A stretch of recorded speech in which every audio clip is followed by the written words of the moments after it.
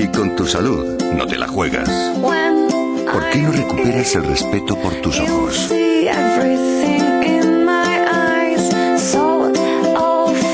Federópticos, tus centros de salud visual.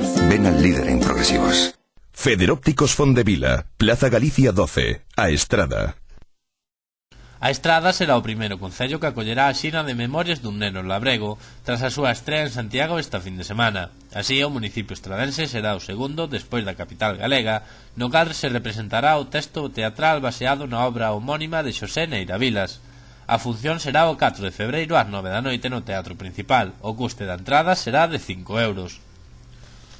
O monólogo Memorias dun neno labrego, teatralización desta obra universal da literatura galega, é un espectáculo que combina a experiencia do dramaturgo Cándido Pazó como autor, director e actor, coa súa recoñecida trayectoria como contador de historias e monologuista.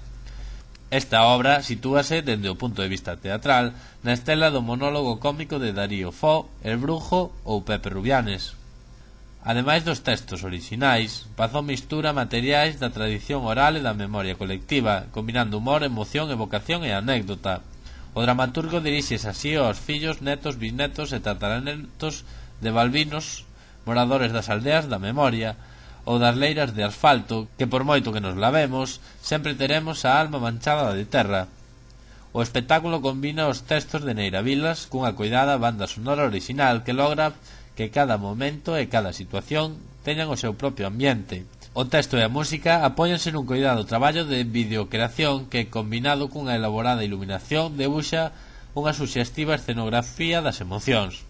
Cándido Pazó é autor, guionista, director de escena, actor e contador de historias.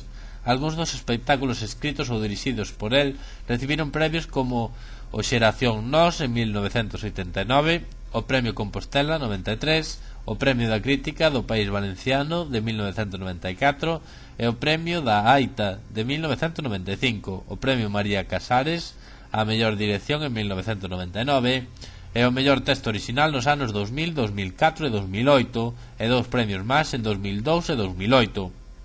Este espectáculo inicia a súa xira coincidindo co 50 aniversario da publicación, que na Estrada tivo unha celebración especial cun acto conmemorativo celebrado no mesmo día en que se publicou o libro, un 5 de xaneiro de 1961.